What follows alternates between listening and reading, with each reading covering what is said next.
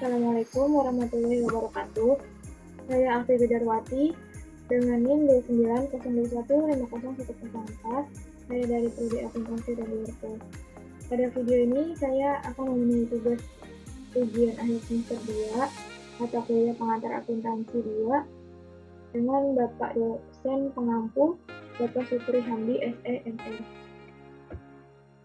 Nah, tugasnya yaitu mereview skripsi orang lain yang berjudul Analisis Penerapan Metode Penyusutan Aktiva Tetap.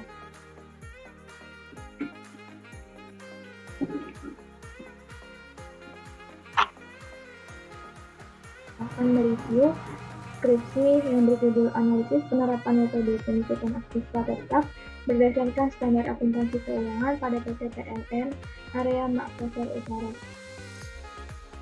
Di sini skripsinya Nurhayani dari Fakultas Ekonomi dan Bisnis Universitas Muhammadiyah Makassar. Yang pertama, saya ingin menjelaskan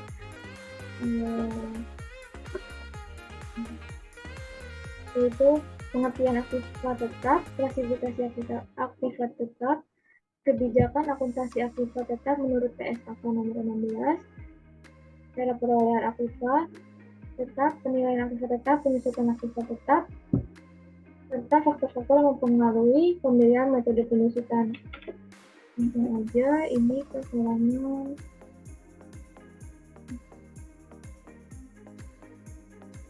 Nah, ini aja langsung ke aktiva tetap. Jadi aktiva tetap menurut SAK nomor 16 adalah aktiva yang berwujud yang dimiliki untuk digunakan dalam produksi atau penyediaan barang atau jasa, untuk direntalkan kepada pihak lain, atau untuk tujuan administratif dan diharapkan untuk digunakan selama lebih dari satu periode. Menurut Zaki Bariduan, aktiva tetap adalah aset-aset yang berwujud yang sifatnya relatif permanen yang digunakan dalam kegiatan perusahaan yang normal. Menurut Al-Haryono Yusuf, aktiva tetap adalah aset berwujud yang digunakan dalam operasi perusahaan dan tidak dimaksudkan untuk dijual dalam rangka kegiatan normal perusahaan. Nah, dari beberapa pengertian aktiva di atas adalah aset tetap yang dimiliki perusahaan digunakan dalam kegiatan normal perusahaan untuk memperoleh pendapatan serta mempunyai umur ekonomis lebih dari 1 tahun dan merupakan pengeluaran jumlah yang cukup besar. Nah, adapun klasifikasi aset tetap menurut Harahap, aktiva tetap dapat dikelompokkan dalam satu sudut substansi, yaitu berupa aset berwujud atau tangible asset seperti tanah, gedung, mesin, dan lain-lain. Yang kedua ada aset tidak berwujud atau intangible assets seperti hak cipta, hak paten, franchise, dan lain-lain. Yang kedua, sudut disusutkan atau tidak. Yang pertama ada aset tetap yang dapat disusutkan atau depreciate plan asset seperti gedung, mesin, peralatan, dan lain-lain. Yang kedua, aset tetap yang tidak dapat disusutkan atau undepreciated land asset seperti tanah. Nah, berdasarkan jenisnya, aset tetap yaitu ada tanah, bangunan, gedung, mesin, kendaraan, inventaris. Nah, yang selanjutnya, kebijakan akuntansi aktiva tetap menurut PSAK nomor 16. PSAK 16 tahun 2007 merupakan langkah baru dalam acuan pengakuan aset tetap di dalam akuntansi Indonesia. Sebelumnya, pengakuan nilai buku aset tetap disajikan dari nilai buku dikurangi dengan akumulasi penyusutan.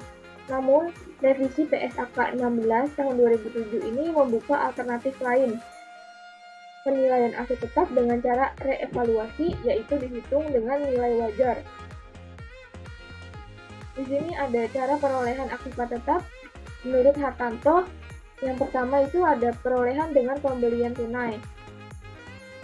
Jadi aset tetap ini diperoleh dari pembelian tunai, dicatat sebesar uang yang dikeluarkan.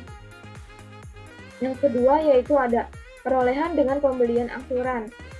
Apabila aset tetap dengan pembelian secara angsuran, maka nilai aset dicatat sebesar harga pembeliannya tidak termasuk unsur bunga yang dicatat sebagai beban bunga selama masa angsuran. Selanjutnya, perolehan dengan pertukaran. Nah, aset yang diperoleh melalui pertukaran menurut Ikatan Akuntansi Indonesia dalam Standar Akuntansi Keuangan menyatakan bahwa suatu aset dapat diperoleh pertukaran sebagian untuk suatu aset tetap yang tidak serupa atau aset lain.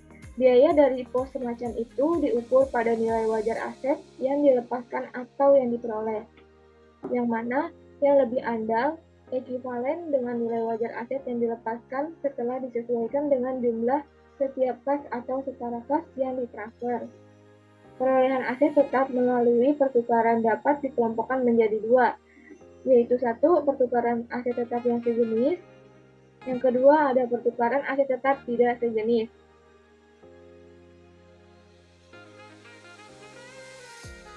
Selanjutnya yaitu penilaian aktiva tetap. Nah, aset tetap dicatat sebesar harga perolehannya, yaitu jumlah uang yang dikeluarkan atau hutang yang timbul untuk memperoleh aset tetap sampai dengan aset tersebut siap untuk digunakan. Jika aset tetap diperoleh dari pertukaran, hibah atau donasi, dan aset tetap sitaan, maka harga pasar atau nilai transfer aset pada saat diserahkan dipakai sebagai ukuran harga perolehan aset yang diterima. Ada kalanya suatu aset tetap yang diperoleh dalam mata uang asing, maka harga perolehan aset tetap berdasarkan nilai tukar, yaitu satu, nilai tukar masukan, kedua, nilai tukar keluaran.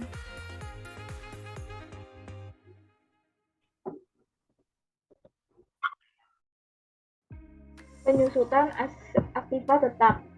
Definisi penyusutan. Standar Akuntansi Keuangan menyatakan bahwa jumlah alokasi jumlah suatu aktiva yang dapat disusutkan sepanjang masa manfaat yang diestimasi. Penyusutan untuk periode akuntansi dibebankan ke pendapatan baik secara langsung maupun tidak langsung. Dengan kata lain, penyusutan adalah pengalokasian harga perolehan secara rasional kepada periode-periode di mana aset tersebut dinikmati manfaatnya. Adapun besarannya, jumlah beban depresi, hal ini akan tergantung kepada harga perolehan atau pokok aktiva tetap, taksiran umur ekonomis, taksiran nilai sisa, dan metode penyusutan yang digunakan. Selanjutnya, faktor-faktor yang mempengaruhi penyusutan. Yang pertama ada harga perolehan, yaitu uang yang dikeluarkan atau hutang yang timbul dan biaya-biaya lain yang terjadi dalam perolehan aset sampai dengan aset siap digunakan. Yang kedua ada nilai sisa. Yang ketiga ada taksiran umur kegunaan. Selanjutnya yaitu faktor-faktor yang mempengaruhi pemilihan metode penyusutan. Yang pertama ada faktor hubungan antara penurunan nilai aktiva dengan penggunaan dan waktu. Nah, maka nilai aset menurun karena fungsi penggunaan dan bukan sebagai fungsi terlewatkannya waktu gunakan metode beban variabel. Yang kedua, manfaat mendatang akan menurun sebagai suatu fungsi waktu ketimbang sebagai fungsi penggunaan. Ini gunakan metode garis lurus. Faktor yang selanjutnya yaitu pengaruh keusangan. Faktor yang ketiga yaitu pola biaya reparasi dan pemeliharaan. Di sini tuh maksudnya biaya untuk pemeliharaan yang bersifat proporsional terhadap penggunaan, yaitu menggunakan metode beban variabel. Nah, materi selanjutnya yaitu metode penyusutan. Standar Akuntansi Keuangan menyatakan bahwa jumlah yang dapat disusupkan dialokasikan ke setiap periode akuntansi selama masa manfaat aset dengan berbagai metode yang sistematis. Metode manapun yang dipilih, konsistensi dalam penggunaannya adalah perlu, tanpa memandang tingkat profitabilitas perusahaan dan pertimbangan perpajakan agar dapat menyediakan daya banding hasil operasi perusahaan dari periode ke periode. Nah, aset tetap berwujud dapat disusutkan dalam beberapa metode. Oleh karena itu, pemilihan metode penyusutan yang akan dipakai terhadap suatu aset terwujud harus dipertimbangkan dengan baik. Metode penyusutan yang dipilih dan dianggap tepat untuk jenis aset tertentu belum dapat dipastikan akan tetap untuk diterapkan pada jenis aset lain karena perbedaan sifat dan pola penggunaan aset tersebut. Nah, ada beberapa metode penyusutan yang digunakan untuk melakukan perhitungan beban penyusutan periode menurut standar akuntansi keuangan, yaitu ada yang berdasarkan waktu. Di sini memakai metode alokasi harga perolehan. Yang kedua yaitu metode garis lurus. Dalam metode yang paling sering digunakan di samping modus penerapannya, metode ini juga memberikan beban yang adil pada masing-masing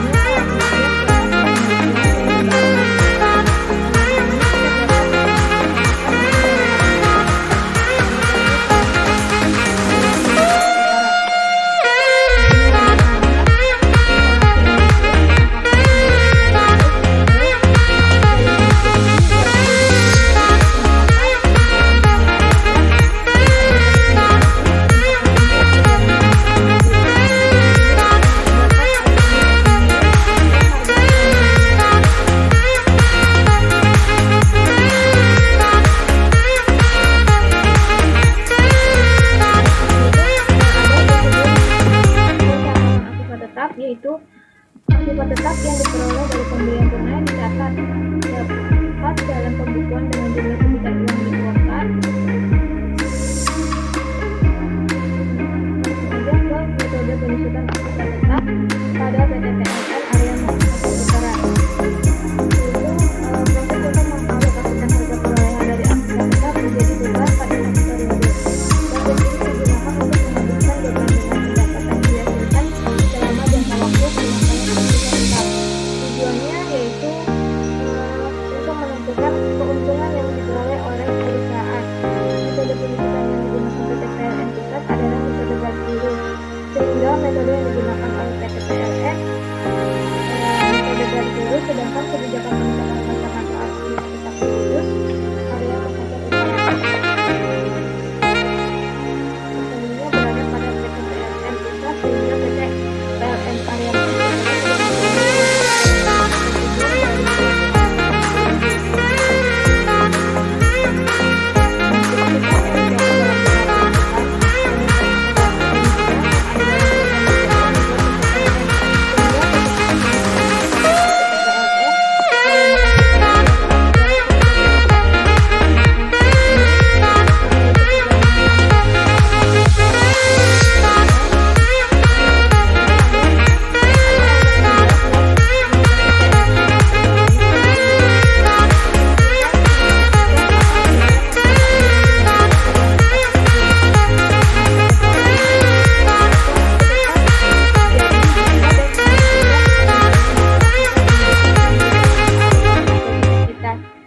yaitu keterangannya sesuai. Untuk selanjutnya yaitu seperti ini perbandingan-perbandingannya. Ini yang berapa sesuai. Selanjutnya yaitu di sini ada tabel penyusutan kabupaten dan kota area Makassar Utara. Tabelnya ada jenis penyusutan, angka manfaat, judul, harga perolehan, dan beban penyusutan. Selanjutnya